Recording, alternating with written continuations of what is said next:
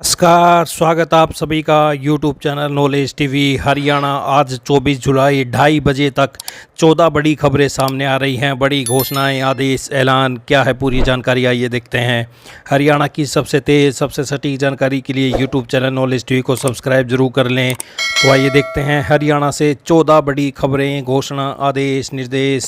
पहली बड़ी घोषणा, मुख्यमंत्री नायब सिंह सैनी कई घोषणाएं प्रदेश के लोगों को फायदा पहुंचा रहे हैं। इसी कड़ी में वे प्रदेश के अस्थायी कर्मचारियों को रेगुलर करने का तोहफा दे सकते हैं। रेगुलाइजेशन पॉलिसी बनाने का काम अंतिम चरण में चल रहा है। हालांकि इस पर काम काफ़ी पहले शुरू हो चुका था, मगर कई प्रकार के मसौदे तैयार किए गए हैं। अब इन मसौदे में से किसी एक या दो मसौदे को अंतिम रूप देने का काम चल रहा है। तो आप देख सकते हैं हरियाणा कौशल रोजगार निगम में पोर्ट हुए कर्मचारी हो सकते हैं रेगुलर। हालांकि रेगुलाइजेशन पॉलिसी के 2-3 मसौदे हैं, मगर इस तरह के मसौदे को अंतिम रूप देने की तैयारी है ताकि वह अदालत में भी टिक जाए। इसलिए एक मसौदा है कि जो अस्थायी कर्मचारी सरकारी विभागों, बोर्डों, निगमों और सरकार के संगठनों में कॉन्ट्रैक्ट पर लगे हुए हैं और वे हरियाणा कौशल रोजगार निगम में पोर्ट हो गए हैं, उन्हें रेगुलर कर दिया जाए। इसके लिए 10 साल, 7 साल, 5 साल की सेवा में से अंतिम फैसला करना है कि कितने साल तक की सेवा वाले अस्थायी कर्मचारियों को रेगुलर किया जाना है। अभी कुछ कर्मचारी ऐसे हैं जो हरियाणा कौशल रोजगार निगम में पोर्ट नहीं हुए हैं और विभागों, बोर्डों, निगमों में ही कार्यरत हैं। जब पॉलिसी फाइनल होगी तो उससे पहले ऐसे कर्मचारियों के बारे में ही फैसला होगा। जिन पदों पर ये कर्मचारी रेगुलर होंगे उनका डिमिनिशिंग कैडर होगा। अभी तक के प्रस्ताव के मुताबिक रेगुलर होने वाले कर्मचारी को नई पुरानी पेंशन का लाभ नहीं मिलेगा, मगर वे 58 साल तक सेवा में बने रहेंगे। इसके अलावा एक अन्य प्रस्ताव भी है, मगर उस पर फोकस नहीं है। तो ये कई तरह की बातें चल रही हैं। हरियाणा के मुख्यमंत्री नायब सिंह सैनी सरकार दे सकती है प्रदेश के अस्थायी कर्मचारियों को रेगुलर होने का तोहफा। पॉलिसी बनाने का काम अंतिम चरण में पहुंचा। आइए दूसरी बड़ी खबर देखते हैं। हरियाणा के 15 जिलों में फसलों के बीमे का रास्ता साफ हो गया है। प्रधानमंत्री फसल बीमा योजना के अंतर्गत खरीफ 2024 से रबी 2025-26 की अवधि के लिए बीमा कंपनियों का चयन कर लिया गया है।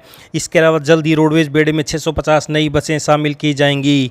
तो ये आप देख सकते हैं। मुख्यमंत्री नायब सिंह सैनी की अध्यक्षता में मंगलवार को हुई उच्चाधिकारी प्राप्त क्रय समिति में बीमा कंपनियों के चयन को मंजूरी दे दी गई है। बीमा कंपनियों को प्रीमियम के रूप में लगभग 1100 करोड़ रुपए दिए जाएंगे, जिसमें से किसानों को 1 से 1.5% प्रीमियम देना होगा। शेष प्रीमियम केंद्र और राज्य सरकार देगी। तो ये आप देख सकते हैं। 15 जिलों में फसल बीमा का रास्ता साफ हो गया है। रोडवेज बेड में शामिल होंगी 650 बसें। प्रधानमंत्री फसल बीमा योजना के अंतर्गत बीमा कंपनियों का चयन किया गया है। तो ये बड़ी खुशखबरी। आइए अगली बड़ी घोषणा देखते हैं। हरियाणा में विधानसभा चुनाव की तैयारियों के बीच 5000 नए गृह रक्षी होमगार्ड नियुक्त किए जाएंगे। 1 अगस्त से 31 अक्टूबर तक के लिए यह नियुक्तियां होंगी। सोनीपत, गुरुग्राम, फरीदाबाद, करनाल, रोहतक, झज्जर, महेंद्रगढ़ और पलवल में सर्वाधिक 300 गृह आरक्षी भर्ती किए जाएंगे। पंचकूला, यमुनानगर, कैथल, पानीपत, भिवानी, हिसार, सिरसा, जींद, डबवाली, रेवाड़ी और नूंह में 200 तथा अम्बाला, कुरुक्षेत्र, दादरी, हांसी और फतेहाबाद में 100 गृह आरक्षियों को नियुक्ति दी जाएगी। तो प्रदेश में नियुक्त किए जाएंगे 5000 नए होमगार्ड। तो नई भर्ती जल्द ही देखने को मिल सकती है। आइए अगली बड़ी घोषणा देखते हैं। हरियाणा सरकार ने प्रदेश में शिक्षकों की कमी को दूर करने की कवायद शुरू कर दी है। हरियाणा कौशल रोजगार निगम के जरिए 4216 शिक्षकों को ऑफर लेटर देने के बाद अब हरियाणा लोक सेवा आयोग HPSC 3000 PGT की भर्ती करेगा। आयोग ने इसकी अधिसूचना जारी कर दी है। HPSC मेवात और शेष हरियाणा कैडर के तहत 20 विषयों में 3069 शिक्षकों की भर्ती करेगा। सबसे ज़्यादा गणित और फिजिक्स विषय में शिक्षक भर्ती किए जाएंगे। HPSC की ओर से जारी अधिसूचना के मुताबिक 25 जुलाई से आवेदन की प्रक्रिया शुरू होगी और 14 अगस्त तक की तिथि निर्धारित की गई है। सरकार के नियमों अनुसार अनुसूचित जाति और पिछड़ा वर्ग को आयु में 5-5 वर्ष की छूट दी जाएगी।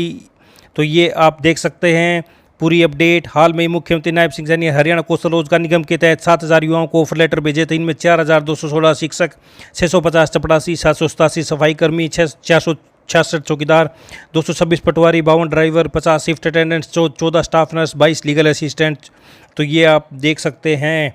तो कितनी विषय शेष हरियाणा कैडर, मेवात कैडर, तो ये आप देख सकते हैं कितनी कितनी भर्तियां निकाली गई हैं।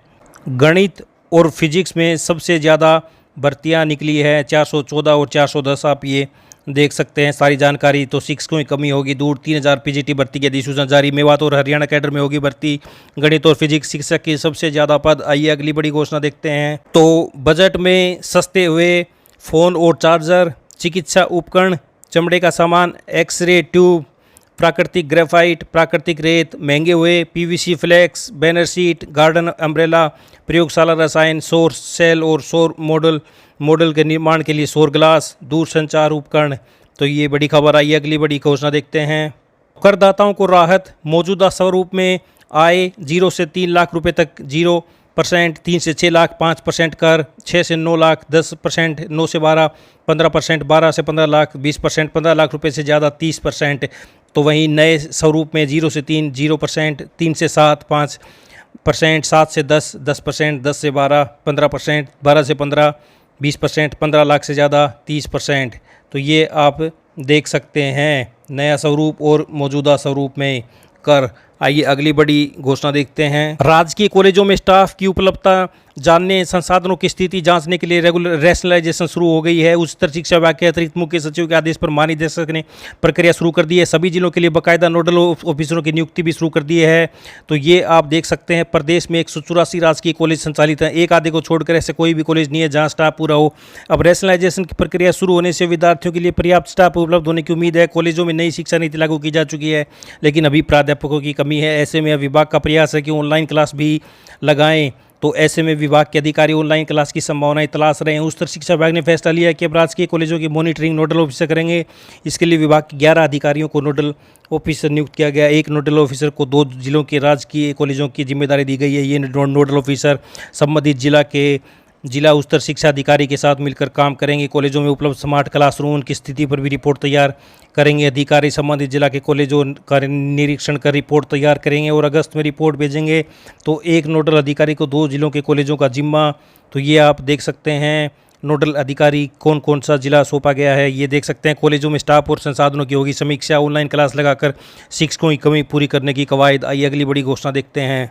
कॉलेजों में स्नातकोत्तर कोर्सों में दाखिलों के लिए ऑनलाइन आवेदन की अंतिम तिथि 25 जुलाई है। 27 जुलाई तक ऑनलाइन दस्तावेजों का सत्यापन होगा। इस बाद मेरिट लिस्ट जारी कर स्नातकोत्तर कोर्सों में दाखिला प्रक्रिया जारी रहेगी। किसी कारणवश ऑनलाइन आवेदन करने से वंचित विद्यार्थी 25 जुलाई तक ऑनलाइन आवेदन करके दाखिला प्रक्रिया में हिस्सा ले सकते हैं।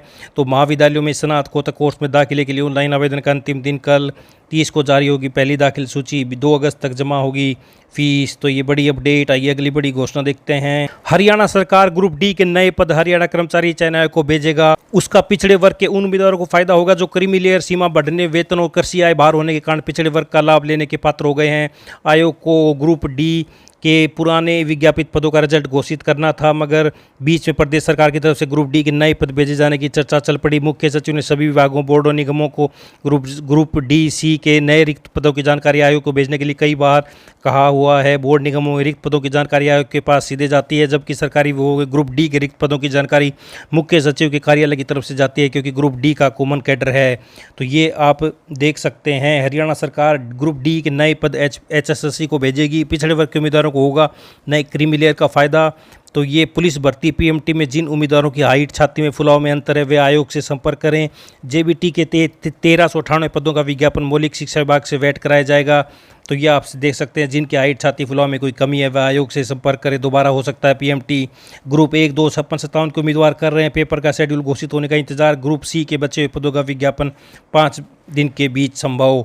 तो ये बड़ी घोषणा। आइए अगली बड़ी घोषणा देखते हैं। पंजाब हरियाणा हाई कोर्ट की पूर्ण पीठ ने हरियाणा के कर्मियों की पेंशन से जुड़े 2 दशकों के विवाद का निपटारा करते हुए यह स्पष्ट कर दिया कि 2014 से पहले रिटायर कर्मियों को 20 साल की सेवा पर अधिकतम पेंशन का लाभ नहीं मिलेगा। हाई कोर्ट ने स्पष्ट कर दिया कि न्यायालयों को राज्य के वित्तीय पहलुओं से संबंधित निर्णय में हस्तक्षेप करने से बचना चाहिए, क्योंकि यह कार्यपालिका उस विशेष अधिकार में क्षेत्र में आएगा। तो ये देख सकते हैं 2014 से पहले रिटायर कर्मियों को अधिकतम पेंशन का लाभ नहीं। पूरी अपडेट पढ़ सकते हैं। आइए अगली बड़ी घोषणा देखते हैं। सरकार का पूरा संकेत, बहाल नहीं होगी पुरानी पेंशन हाल के चुनाव में राजनीतिक बहस का एक अहम मुद्दा बनकर उभरा है। आम बजट 2024-25 में पेंशन को लेकर कुछ खास संकेत हैं। परोक्ष तौर पर यह संकेत दे दिया गया है कि पुरानी पेंशन योजना लागू की सरकार की कोई मंशा नहीं। हाल में संपूर्ण लोकसभा चुनाव और उसके पहले राज्यों के चुनाव में भाजपा को जीत मिली थी। उससे सरकार पेंशन के मुद्दे पर बैकफुट पर नहीं है। यही वजह है कि उसने नई पेंशन स्कीम में ही कुछ बदलाव करने की बात कही है। तो ये आप देख सकते हैं। इसके अलावा वित्त मंत्री ने माता पिता अभिभावकों द्वारा अवयस्क बच्चों के लिए अंशदान पर आधारित NPL एनपीएस वात्सल्य योजना शुरू करने की घोषणा की है। वयस्कता की आयु होने पर इस योजना को आसानी से एक सामान्य एनपीएस खाते में बदला जा सकेगा। अभी नई पेंशन स्कीम के तहत नौकरी में आने के बाद आमतौर पर लोग खाता खोलते हैं, लेकिन एनपीएस वात्सल्य के तहत बचपन से ही बुढ़ापे में आने वाली पेंशन के लिए पैसा जमा कराने की कोशिश शुरू कर दी जाएगी। तो ये आप देख सकते हैं, पूरी अपडेट पढ़ सकते हैं। तो आइए अगली बड़ी घोषणा देखते हैं। 1 करोड़ युवाओं को इंटर्नशिप मिलेगा भत्ता। 530 कंपनियों में मिलेगा इंटर्नशिप का मौका। पढ़ाई पूरी करने के बाद युवाओं को रोजगार के लिए ज़्यादा भटकना नहीं होगा, बल्कि उन्हें देश की शीर्ष 500 कंपनियों में तुरंत ही इंटर्नशिप का एक बड़ा मौका मिलेगा, जहां रोजगार से जुड़ा 12 महीनों के प्रशिक्षण के साथ ही हर महीने 5,000 रुपये का इंटर्नशिप भत्ता मिलेगा। इस दौरान 6,000 रुपये की एक मुफ्त मदद अलग से दी जाएगी। स्कीम के तहत अगले 5 वर्ष में 1 करोड़ युवाओं को इंटर्नशिप कराने का लक्ष्य है। हर साल करीब 20 लाख छात्र लाभान्वित होंगे, लेकिन यह स्कीम पूरी स्थिति बदल देगी ऐसा भी नहीं है, क्योंकि हर वर्ष लगभग 1.5 करोड़ बच्चे उच्च शिक्षा प्राप्त कर बाहर निकलते हैं। इंटर्नशिप स्कीम के तहत इंटर्नशिप व प्रशिक्षण लागत पर होने पर कुल खर्च का 10% हिस्सा कंपनियां अपने CSR फंड से खर्च कर सकती हैं। तो ये नई योजना आप देख सकते हैं। स्कीम की राह में एक और बड़ी चुनौती है जो देखने को मिल सकती है कि वह कंपनियों की रुचि भी होगी। सरकार ने भले ही 530 कंपनियों में इंटर्नशिप कराने का ऐलान कर दिया, लेकिन कंपनियां कितना रुचि दिखाती हैं यह प्रश्न है। साथ ही इन 30 कंपनियों में इंटर्नशिप करने के लिए हमारे छात्र किस स्तर तक तैयार होते हैं, तो ये भी देखने की बात है। तो आइए अगली बड़ी घोषणा देखते हैं। बुजुर्गों के लिए आयुष्मान भारत का अब भी इंतजार। 70 साल से अधिक के बुजुर्गों को स्वास्थ्य बीमा का लाभ टला। सर्वाइकल कैंसर के लिए टीकाकरण की बात थमने से अधिकारी भी हैरान। तो स्वास्थ्य मंत्रालय के लिए इस बार के बजट में घोषणा जो तय मानी जा रही थी वह नहीं हुई। वित्त मंत्री ने कैंसर के इलाज में उपयोग होने वाले 3 दवाओं को आयात कर से पूरी तरह से मुक्त कर कैंसर मरीजों को राहत जरूर दी, लेकिन भाजपा के घोषणा पत्र में शामिल 70 साल से अधिक उम्र के बुजुर्गों को आयुष्मान भारत के तहत 5 लाख रुपए तक का सालाना मुफ्त इलाज की सुविधा देने का वायदा भी बजट का हिस्सा नहीं बन सका। इसी तरह से बच्चियों को सर्वाइकल कैंसर से बचाने के लिए टीकाकरण अभियान को हरी झंडी मिलने की उम्मीद की जा रही थी, लेकिन इसके लिए भी अभी और इंतजार करना पड़ेगा। तो ये आप देख सकते हैं बड़ी अपडेट। तो आइए अगली बड़ी घोषणा देखते हैं। बजट की मुख्य बातें। नई कर व्यवस्था में मानक कटौती 50,000 रुपये से बढ़कर 75,000 रुपये की गई। पेंशन भोगियों के लिए पारिवारिक पेंशन पर कटौती 15,000 से बढ़ाकर 25,000 रुपये की गई। नई कर व्यवस्था के तहत स्लैब में बदलाव। 3 से 7 लाख के बीच 5%, 7 से 10 लाख रुपए के बीच 10%, 10 से 12 लाख के लिए 15%। नई कर व्यवस्था में वेतन भोगी कर्मचारी आयकर में 17,500 रुपये तक की बचत कर पाएंगे। कैंसर की 3 दवाओं को सीमा शुल्क से पूरी तरह छूट दी गई। Mobile phone, mobile circuit board assembly और मोबाइल चार्जर पर सीमा शुल्क घटकर 15% किया गया। सोने और चांदी पर सीमा शुल्क घटकर 6% और प्लेटिनियम पर 6.4% किया गया। प्रतिभूतियों के वायदे एवं विकल्पों सौदों पर लगने वाले प्रतिभूति लेन देन कर को बढ़ाकर 0.02% और 0.1% किया गया। शेयरों की पुनः खरीद पर होने वाली आय पर कर लगाया जाएगा। स्टार्टअप को बढ़ावा देने के लिए सभी वर्ग के निवेशकों के लिए एंजल कर समाप्त कर दिया गया। विदेशी कंपनियों पर कॉरपोरेट की दर 40 से घटाकर 35 करने का प्रस्ताव। अपील में लंबित आयकर विवादों के समाधान के लिए विवाद से विश्वास योजना 2024 लाई जाएगी। कर न्यायाधिकरणों, उच्च न्यायालयों, सर्वोच्च न्यायालय में प्रत्यक्ष कर, उत्पाद शुल्क और सेवा कर से संबंधित अपील दायर करने की बौद्धिक सीमा बढ़ाकर क्रमशः 60 लाख रुपये, 2 करोड़ रुपये, 5 करोड़ रुपये का प्रस्ताव। कुछ वित्तीय परिसंपत्तियों पर अल्पकालिक लाभ पर 20% कर। सभी वित्तीय और गैर वित्तीय परिसंपत्तियों पर दीर्घकालिक लाभ पर 12.5% कर। सूचीबद्ध शेयरों से हुए 1.25 लाख रुपये तक के दीर्घकालिक पूंजीगत लाभ को कर छूट दी गई।